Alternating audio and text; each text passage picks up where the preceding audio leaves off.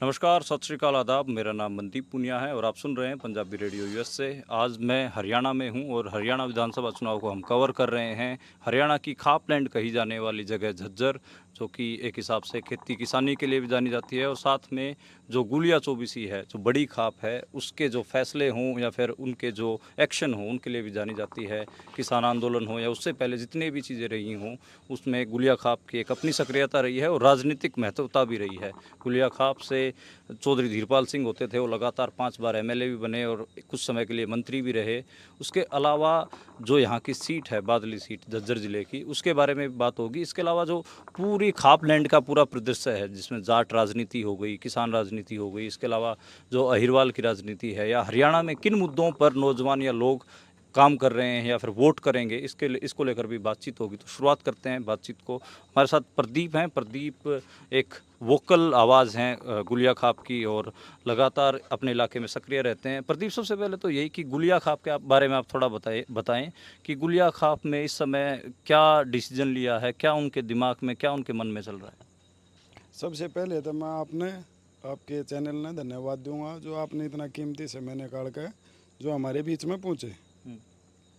रही बात गुड़िया खाप की, गुड़िया खाप यहाँ तो सिर्फ एक का नारा है, उड्डा। अच्छा। उड्डा फैक्टर है जो कुछ भी है, एक तरफा लहर है। और अड़े तो कुलदीप वत्स जी हमारे दावेदार हैं कांग्रेस की सीट पे, और कम से कम 25-30 हज़ार वोट आता हुए यहाँ तक विजय होकर निकल रहे हैं। अच्छा प्रदीप, जो खाप पंचायतें हैं, चाहे गुलिया खाप हो या फिर नैन खाप हो या जितनी भी हरियाणा में खाप पंचायतें हैं, उनका कारण क्या है कि जो बीजेपी से इतना गुस्सा दिखता है खापलैंड में, जितनी भी खापें हैं? क्या ऐसा आप लोगों के दिमाग में पिछले 5-10 साल जो राज रहा बीजेपी का, ऐसी क्या घटनाक्रम हुए, क्या चीज़ें घटी जिससे जो खापलैंड में बीजेपी के लिए गुस्सा हुआ? मुद्दा एक, अनेक मुद्दे हैं। किसान आंदोलन, पहलवान आंदोलन और अग्निपथ, सबसे मेन मुद्दे तो ये हैं। किसान ना कितनी लाठी लागी उड़ा है, गया कोई बीजेपी का नेता पूछा, पहलवान ना लाठी लागी, कोई पूछा नेता उड़ा, सरपंच पीटे की का पंचकुल्ले में की का उड़ा पूछा कोई? कितने अनेक मुद्दे हैं, कितने मुद्दे आप बात करोगे? आप मुद्दे मुद्दे हैं। तो जो ये गुस्सा है जो इन इन सारे मामलों का, जो आप मुद्दे गिनवा रहे हैं इनका, तो क्या ये सिर्फ जाटों में है या फिर देहाती जो आपकी सोसाइटी है, सारी जो देहात है, उसमें सारे में ये गुस्सा है? नहीं, एक बात बताओ कि क्या करे, फौज में लड़का लागे के जाट का लागे है, और कोई नहीं लागता। पहलवान जाटा में बने हैं, किसान जाटे हैं, तो सारी कम्युनिटीज। यो है मेन कारण है।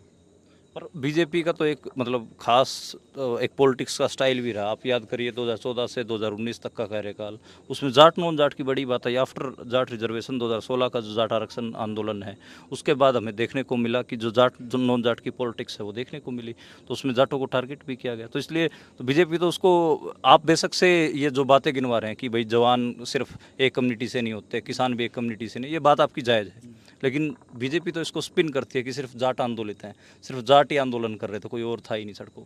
जातिवाद कैसे हो? एक जात ने भड़का दो, दूसरी आन के जातिवाद का इलेक्शन लड़ रही जी। लेकिन लोग बाग समझदार हो गए, सब सियाणे हैं, आगे किस बड़ खेल रहे हैं। ये बोले एक तरफा की अगर उड्डा सरकार बन रही है, कम से कम 60 से 65 सीट अकेला उड्डा ले रहा है।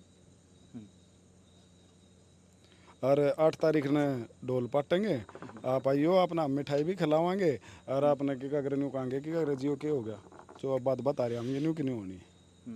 अच्छा, मैं ये जानना चाहता हूँ कि जितने भी ये नौजवान बैठे हैं, लोग बैठे हैं, ये सभी कांग्रेस की तरफ ही हैं या फिर कोई बीजेपी से भी हैं? ना बीजेपी के भी जी, हर पार्टी के आदमी बैठे हैं, आप बात करके देखो। आप भाई साहब किसकी तरफ झुकाव रखते हैं? भाई झुकाव तो दोनों तरफ है, लेकिन जो काम करता है उसी को तो वोट दी जाएगी। हाँ, तो आपके हिसाब से कौन काम करता है? भाई काम जैसे हमारे दादरी का रास्ता है, कच्चा पड़ा रहा काफ़ी साल तक, मोटरसाइकिल जाने का भी रास्ता नहीं था, और बीजेपी की सरकार आती है वो पक्का बन गया, बम डोले का रास्ता ऐसे ही। ये जैसे 11 करोड़ की डिग्गी है, ये किसको पास कराई, जो बन रही है ये बीजेपी को बन रही है। हम काम कर देने को, काम जो करने वाले को उसको वोट देने वाले हैं। तो आप बीजेपी के वोटर हैं बेसिकली? बिल्कुल। अच्छा, और क्या ऐसे मुद्दे हैं आपको, जैसे लोग बोलते हैं कि जो ये सड़कें गलियां नलियां ये तो सब सरकारों में बनती रहती हैं, कोई ऐसा बड़ा इशू नहीं है। लोग बोलते हैं कि भावनात्मक तौर पे जो लोगों के साथ व्यवहार रहा वो अच्छा नहीं था सरकार का, उसमें किसान हो नौजवान हो सबको लाठियां मारी। तो क्या वो जो व्यवहार रहा सरकार का किसानों के साथ नौजवानों के साथ वो आपको परेशान नहीं करता? परेशान जो व्यवहार गलत है वो गलत है, लेकिन काम के मुद्दे की बात है तो काम पे ही वोट आती हैं। कोई भी किसी पार्टी से कोई भी आओ, हमें उसका कोई लेना देना नहीं, हम उस बंदे को चुनते हैं जो हमारा काम करा सके। आप कौन सी बिरादरी से हैं? हम जाट बिरादरी से जी। अच्छा, तो जाटों में तो ये कहा जा रहा है कि जाट तो एक तरफा बीजेपी के खिलाफ जाएंगे और कांग्रेस को वोट करेंगे। ऐसा कुछ नहीं है, ये माहौल भड़काने वाली बातें हैं सभी। अब जो एक तरफा जाएंगे सभी वर्ग सभी उनका सभी में रुझान है। अच्छा, ये बात कही जाती है कि जाटों में जो बीजेपी को वोट कर रहा होता है उसको जो बाकी जाट हैं वो हीनता की नज़र से देखते हैं, वो देखते हैं कि ये तो बीजेपी का आदमी हो गया है, तो उसको जाटों में उतना सम्मान नहीं मिलता। आपको ऐसा है कि जो आपके भाईचारा है जो लोग हैं वो आपको खिजाते हों बीजेपी के नाम से? नहीं नहीं, ऐसा कुछ नहीं है, और हमने पहले भी ऐसी नहीं है कि हम उड़ा से भी वोट करिए हमको, लेकिन हम अपने काम को देखते हैं, काम को देखते हुए हम बीजेपी के साथ हैं। अच्छा, आप नौजवान हैं तो नौजवानों के क्या मुद्दे रहेंगे, क्या मुद्दे रहे पिछले 10 साल में, क्या आपने देखा और आज के समय में आप वोट करेंगे? फर्स्ट टाइम वोट रहे हैं फिर दूसरी बार वोट डाल रहे हैं? ना भाई, तीसरी बार डाल रहा हूँ। अच्छा, तीसरी बार डाल रहे हो। तो क्या सोच के नौजवानों के दिमाग में क्या रहेगा अब की बार जो वोट डालेंगे तो? भाई देख, नौजवान तो डालेंगे बीजेपी ने, और डालनी भी चाहिए। जी डाल भाई, जो नौकरी देखा है भर्ती देखा है सब तो मेन बात कह रहा है पहला रहा करता भाई सिफारशी बालक नौकरी लग गया करते। ई है जो मेहनती बालक है वे नौकरी लग गए हैं, सिफारिश का कोई खेल नहीं है भाई, आप भी जानो ये बात ने। जिसके मान ले कि है कि राजनीति पार्टी से संबंध हुआ थे उनके बालक नौकरी लग गया थे, नॉर्मल कोई बुझा नहीं करता। मैं खुद भाई हरियाणा पुलिस में 2 बार फिजिकल भी कराया, मैंने टेस्ट भी कराया है, मेरिट लिस्ट में बाहर हुआ हूँ। पर एक खुशी है, खुशी किस चीज़ की है, अगर भाई जो काबिल बालक थे वे नौकरी लग गए हैं, रपियाड़ा कोई बालक नौकरी नहीं लग रहा। बेशक मैं बाहर होया हूँ, मैंने कोई दिक्कत नहीं इस चीज़ से, पर यह एक बहुत बढ़िया चीज़ है और आगे भी लेकिन एक आप ये भी सुनिए कि जो लगातार लोग कह रहे हैं, नौजवानों से मेरे तो पूरे हरियाणा में बातचीत हो रही है, तो वो कह रहे हैं कि जो अग्निवीर का जो मामला है उसने तो एक हिसाब से सेना को भी ठेके पे दे दिया, और 4 साल में 4 साल, अब मान लो 17-18 साल का बच्चा भर्ती हो गया, वो 22 साल का तो रिटायर आ जाएगा, उसके बाद उसका क्या होगा? उसका तो कोई शादी भी नहीं करेगा। तो जो हरियाणा में एक हिसाब से देहाती जो हरियाणा था उसमें एक अपलिफ्टमेंट का साधन था कि कोई गरीब आदमी अगर उसका बच्चा फौज में लग जाता था तो उसकी 3 पीढ़ी आगे की सुधर जाती थी। वो तो आपने रोक दिया, वो तो बीजेपी ने रोक दिया। तो फिर आपको ये चीज़ मुद्दे दिमाग में नहीं आते? और दूसरा ये भी कि भर्तियाँ ही कितनी निकाली, बहुत कम भर्तियाँ निकाली, और जो HPSC के जो चेयरमैन थे उसके घर में भी 1 करोड़ कैश पकड़ा गया, उसके ऑफिस में कैश पकड़ा गया। तो ये चीज़ें आपके दिमाग में नहीं आती कि ये सब भी हुआ? भाई नौकरी लेकड़ा बहुत घनी, ये अपने लोकल में हम बालक किस चीज़ की देखा। हाँ, मेन बात है पुलिस और फौज, और फौज की भाई तो अग्निवीर की कब है, अग्निवीर की भाई वो कराया है जो 50% तो वहीं पर रखा है, 25% रखा है। तो फिर 75% तो एक बड़ा बड़ा नंबर है ना भाई, बड़ा नंबर है मानना है, पर उनके लिए भाई हर चीज़ का अलग तय, जैसे कि एज बढ़ा दे उनकी नौकरियां में, बाद में जब ये मान ले वहाँ तावे हैं तो एज भी तो बढ़ जाए उनकी, उन्हें स्पेशल एक तरह तो कोटा भी तो मिल रहा है इस चीज़ का, जो वे वहाँ पर नौकरी कर रहे रहे हैं, कुछ तो प्रॉफिट देवा है यार। बहुत ज़्यादा देश ही है जिनमें कंपलसरी है आर्मी में जाना, तो फिर ये होते यार एक कंपलसरी थोड़ी ना बनाया गया, ये तो जो ऑलरेडी एग्जिस्टिंग नौकरियां थी उनको ही कम किया गया, उनके उसमें जो एक हिसाब से फ़ायदे थे देहातियों के उनको ख़त्म किया गया है। भाई देख, पहला जो नौकरी लग गया थे ये भी नौकरी लग गया बालक, आर्मी में लग गया, 25% अंतर रखा है। मेन बात तो यो है। अच्छा, प्रदीप, आपने ये 2 विचार सुने, आप तो कह रहे थे कि हुड्डा साहब आ रहे हैं और 60-65 सीटें आ रहे हैं, तो आपके बगल में ही 2 नौजवान बैठे हैं जो बीजेपी की तारीफ कर रहे हैं, और मुद्दे भी आपके इन्होंने आप 2 सुने होंगे, ये तो भर्ती प्रक्रिया के ऊपर तारीफ कर रहे हैं, तो आप क्या कहें? 18 साल का भर्ती होगा, 4 साल में वो गोली गाड़ी चलानी भी सीख जाएगा। अग्निपथ की बता रहा हूँ आपने, वो आड़ा आकर के क्या करे, अग्निवीर सॉरी दुल्ली जेड़ा में लौटेंगे, क्यों ना बंदूक चलानी आ जाएंगी, वे मानस आना बूंद देंगे और लूटेंगे और खसोटेंगे। ये है अग्निवीर योजना। पंजाब में भी एक केस आया था। हाँ, बूंदेंगे, और इनके आपने ये भाई कहे हैं जो ने बोला सबसे कि अगर टाइट मंत्री इनका कि अगर अनिल विज था वो कई काल परसों डले लागे हैं। आपने तो घूमो पूरे हरियाणा में, आपने तो पता है डले लागे हैं कि ना लागे। हाँ, किसानों ने उनका विरोध किया भाई है। सीधी बात यह है 5 तारीख ने कि अगर बीजेपी जा रही है और कांग्रेस आ रही है। पर ये दो जो भाई आपके बगल में बैठे हैं इनकी बात का भी तो आप जवाब देंगे ना। ये जो भाई हैं ये बता रहे हैं कि डेवलपमेंट बहुत हुआ, इन्होंने सड़कें। अग्निवीर की बता दी तेरे नहीं अग्निवीर की बता दी तो इनका आपने बताया, लेकिन ये तो डेवलपमेंट की जो इन्होंने बात की कि आपके गांव से जो रोड है दादरी के लिए या बामडोला के लिए या पानी की डिग्गी का, ये कह रहे हैं कि वो तो सब बीजेपी के कार्यकाल में, उससे पहले तो आपके पीने का पानी भी नहीं था। असली बात तो कि ये छोटे हैं, आगे ज्ञान हो जाए कि बीजेपी नोर छका देगी। ऐसा है रोड कौन बनाया कर है, कच्चेरा रहेंगे। जनसंख्या कितनी हो रही है, तहसील का के गैर सारा काम किसने कराया था, हुड्डा साहब करके गए थे। एम्स था किसने खोला था। आप तो पत्रकार हो, आपने तो हर चीज़ का पता है कि एमपी किसने कराया था। ठीक है कि क्या करे, ये उनकी गवर्नमेंट 2014 में पड़ गई, इनकी आएगी, इनका शेरिया चला गया, ये नगाड़ बकन लग रहे हैं सारी चीज़। आड़ा विकास पुरुष एक आदमी हरियाणा में वो है भूपेंद्र हुड्डा। तो आप काफी हुड्डा भक्त साउंड कर रहे हैं कि एकदम हुड्डा का आप तो माला ही जप रहे हैं। जैसे मोदी के भक्त होते हैं ऐसे अब क्या हरियाणा में हुड्डा भक्त देखने को मिलेंगे। विकास पुरुष है, काम कर रखे, काम बताने लग रहे हैं। और ये रोड राड ये क्या करे, देखो बनेंगे कौन सा 21वीं सदी चल रही है। अच्छा, कोई यहाँ पे फर्स्ट टाइम वोटर भी है जो पहली बार वोट डालेगा? फर्स्ट टाइम वोटर हो बन गया? हाँ तो भाई। किसको वोट डाल रहे हो? भाई मैं डालूंगा अपने जीते भाई को। जीते भाई को? हाँ। तो ये तो इंडिपेंडेंट कैंडिडेट है। इंडिपेंडेंट कैंडिडेट हमारा गवांडी भाई है। हाँ।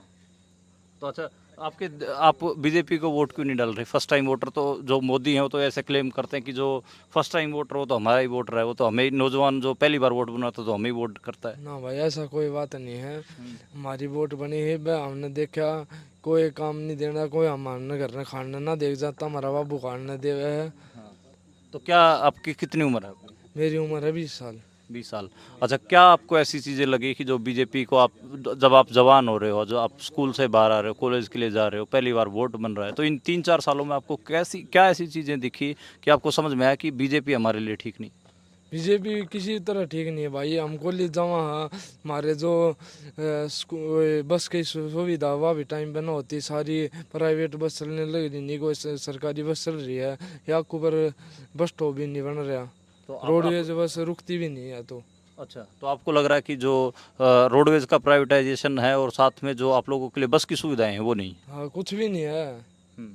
तो इसलिए मैं जीते भाई नहीं उठता तो मैं किसी को वोट नहीं डालता, नहीं कांग्रेस को नहीं बीजेपी को। अच्छा, तो आप दोनों में से किसी को भी वोट नहीं? नहीं किसी को नहीं। अच्छा, तो ठीक है। और कोई साथी भी है? अच्छा, अशोक कुमार हैं। अशोक, आप तो बिजनेस भी करते हैं और ठेकेदारी का काम भी करते हैं, तो ये पहले तो ये बताओ कि काम धंधे वाले जो लोग हैं उनके लिए बीजेपी में क्या रहा? देखो जी ऐसा है, पार्टी दोनों एक ही है, ये मान के चलो। अच्छा, दोनों में कोई ना कोई अंतर नहीं है, सब अपना फ़ायदा अपना स्वार्थ सोचे हैं, ठीक है ना। रही बात है बीजेपी भी ने भी काम मान लो करे हैं, ऐसी बात नहीं है। और हमारे यहाँ पे जिस तरह ये रिलायंस का मान लो डेवलपिंग का मामला आया, आपने भी देखा है।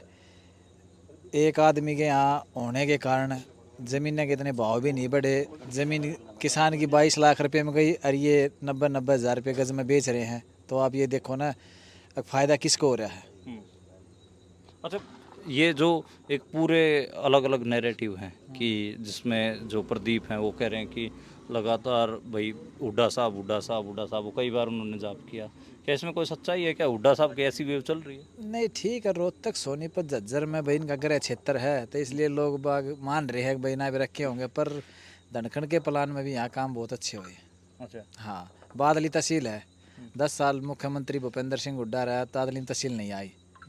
ब्लॉक देख लो आप, और भी काम देखो आप, पूरे हरियाणा का सर्वे उठा के देख लो, सबसे ज़्यादा पैसा भी बादली हल्के में आया।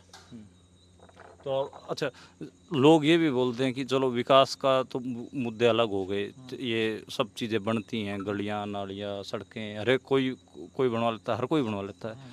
एक बात जो खासकर देहात में डिस्कस हो रही है वो व्यवहार की। क्या आपको लगता है कि जो देहाती आदमी है उसके साथ बीजेपी ने ठीक से व्यवहार किया?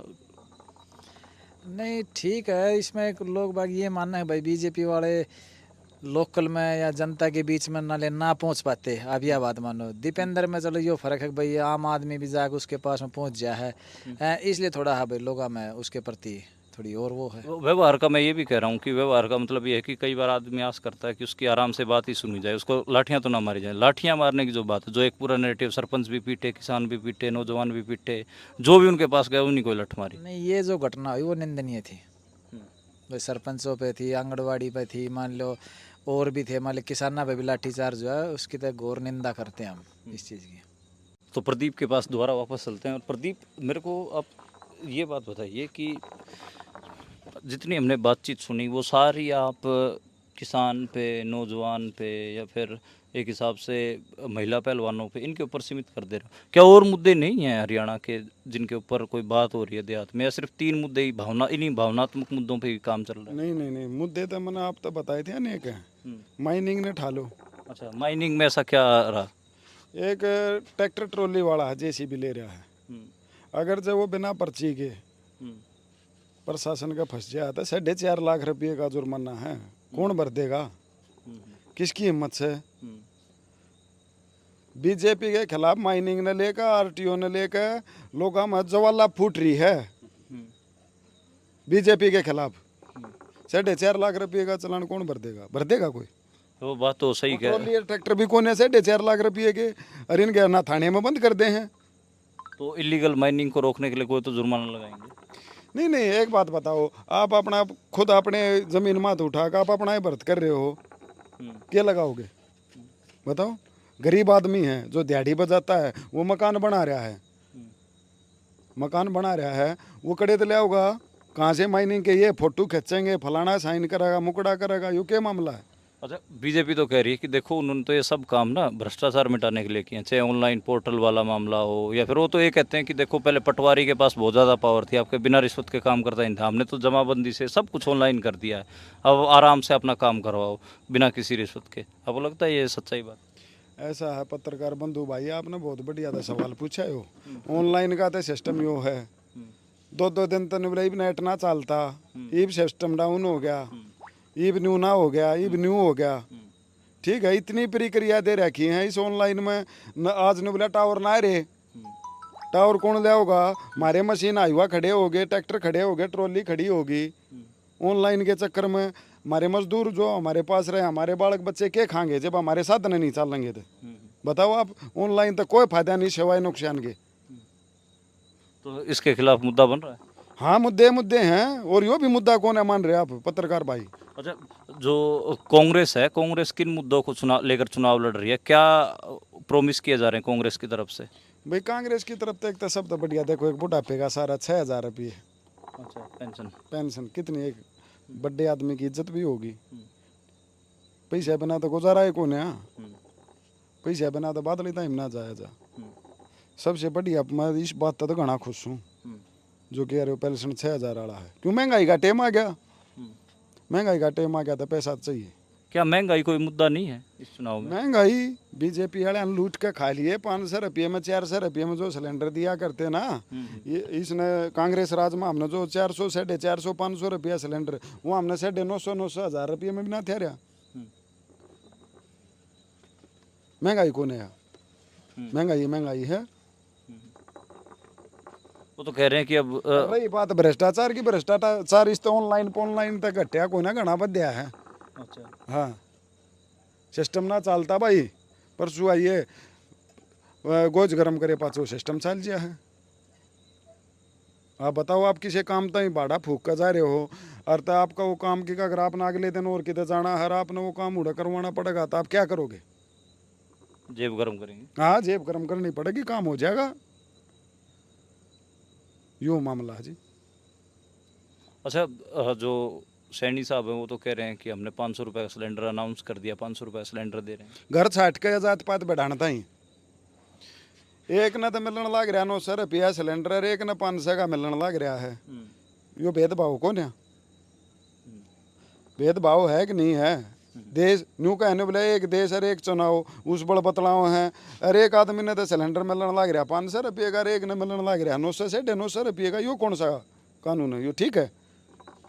तो इसमें तो जो भेदभाव है वो तो कई स्तर पे बीजेपी कर रही है और कौन कर गया, लेकिन कांग्रेस राज में इस प्रकार का कोई भेदभाव नहीं होया। गरीब आदमी आता 100 गज के प्लाट और 450 रुपया सिलेंडर। डीजल का भी रेट घाट था, इन डीजल इतना चढ़ा दिया, अगर इतने का भाड़ा ना बनता जितने का डीजल चल गया है साधन का। एक ठेकेदार लाइन ला लो आप, कोई मजदूर ला लो, कोई इधर उधर भाड़ा कर रहा है। ये खेती बाड़ी में जो डीजल इस्तेमाल होता है। खेती बाड़ी में वो है, खर्च ज्यादा हो रहा है, घाटे का सौदा हो गया। खेती क्यों किसान फांसी खाने लग रहा है, आप दौर तो होगी भी लिस्ट, कितने किसान हर रोज फांसी खा रहे हैं। लोगों में बहुत गुस्सा है जी यार, इंडिया की सरकार से और मोदी थानेदार से, इन्हें कोई मतलब नहीं। वो तो अपने हक में बुनाते हैं ना इस बात को कि हमारा तो परिवार ही नहीं है, तो हम किसके लिए खाएंगे, हम तो जनता के लिए काम करेंगे। और जो ये और बाकी के जो सरकार कांग्रेस है ये तो परिवारवाद फैलाती है। अब ये पहले हुड्डा साहब खुद थे और अब हुड्डा साहब अपने बेटे को आगे बढ़ा रहे हैं, उनके लिए हज़ारों करोड़ों रुपए जमा कर रहे हैं। तो ये तो वो अपने हक में बुनाते हैं ये बात तो, रांडो की सरकार और जो इस किस्म से आप खोलते हैं। इसका जवाब दूंगा मैं जी, आपने बताओ।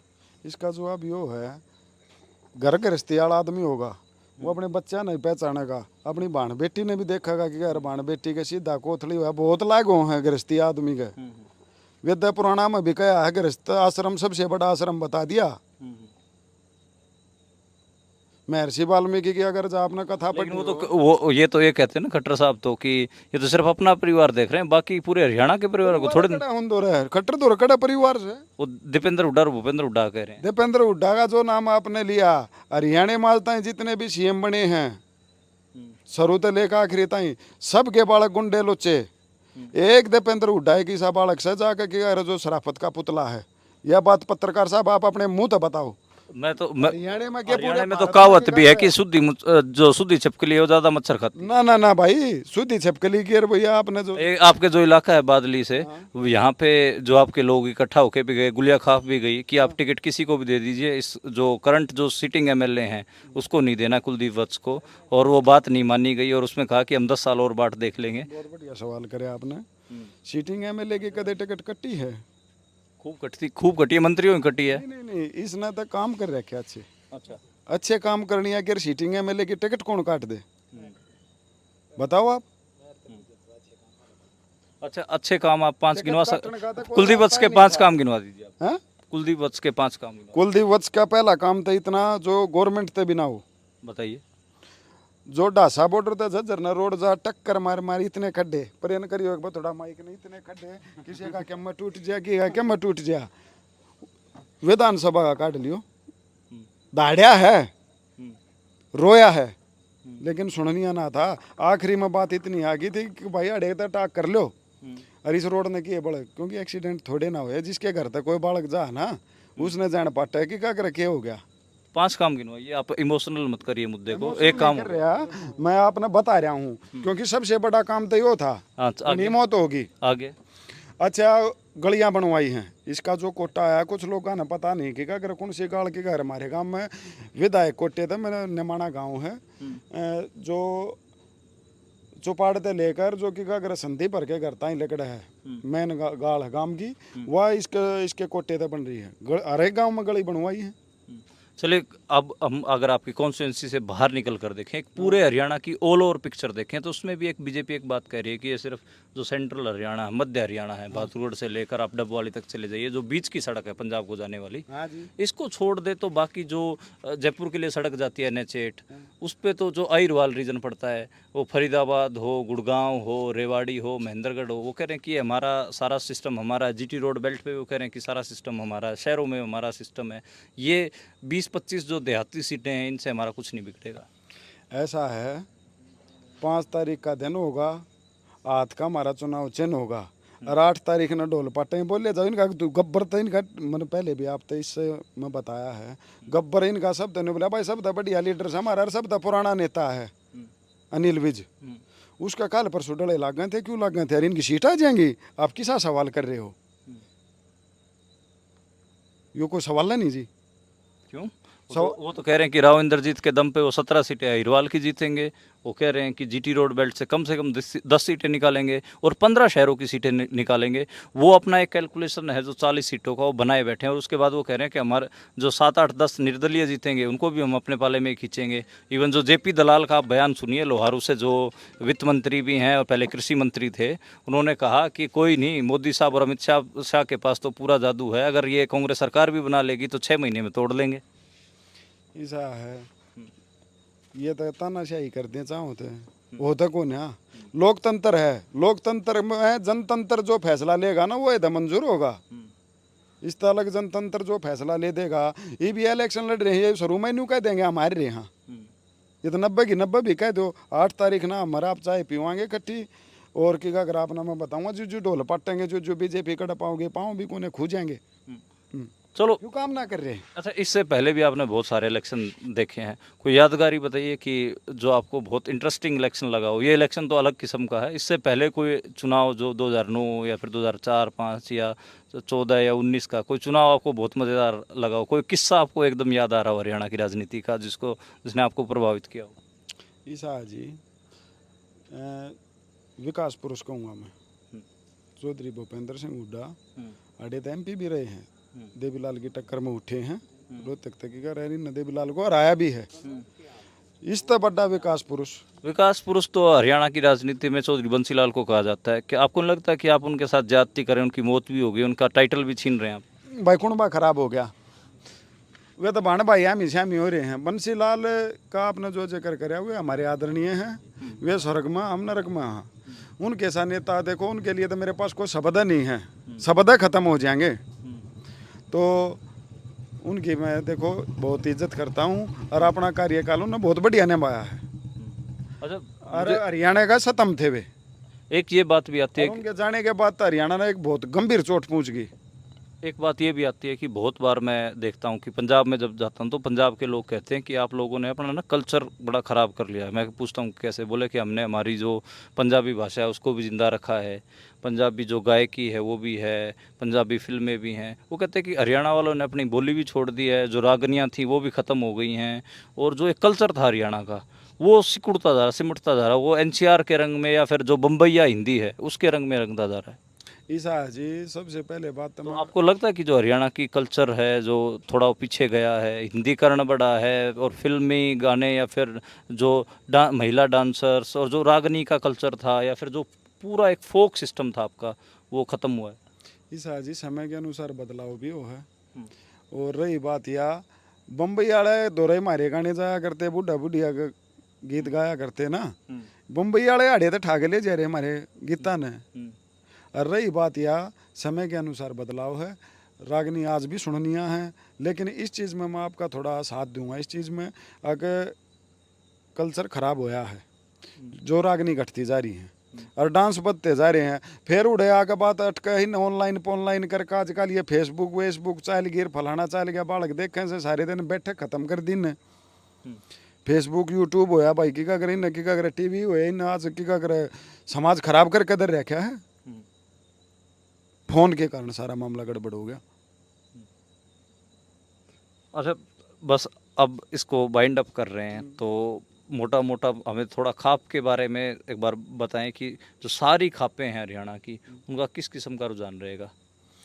खप्पा का तकरीबन देखो 10 साल इनका राज देख लिया कि अगर तकरीबन कांग्रेस ही जीतनी जी, न्यू नहीं कि अगर मैं कोई वो कह रहा हूँ। और आप 8 तारीख ने देख लोगे, आप तो पूरे हरियाणा में घूम रहे हो, हम भी जाते हैं इधर उधर बाहर भीतर जाते हैं। अब की बार जो भी रुझान है कांग्रेस का है। जी, शुक्रिया प्रदीप। और ये एक हमने जो खाप लैंड है, गुलिया खाप के बीच का गांव है निमाणा, और काफ़ी ऐतिहासिक गांव है। यहाँ पर जो दादा दामोदर दास है उनकी इनकी मान्यता है, और ये कहा जाता है कि गुलिया 24 में वही बात चलती है जो निमाणा गांव कहता है। उस गांव में बैठे थे, नौजवानों से बात हो रही थी। ये भी लग रहा है कि एक तरफा ही कांग्रेस का माहौल है, कुछ युवा मिले जो बीजेपी की तारीफ़ें कर रहे थे। तो हालांकि जो ज़्यादा रुझान खापलैंड या फिर देहात में वो कांग्रेस का ज़रूर है, लेकिन बीजेपी बिल्कुल क्लीन स्वीप या बिल्कुल साफ़ नहीं हुई है। अभी भी बीजेपी के वोटर गांव देहात में बचे हुए हैं।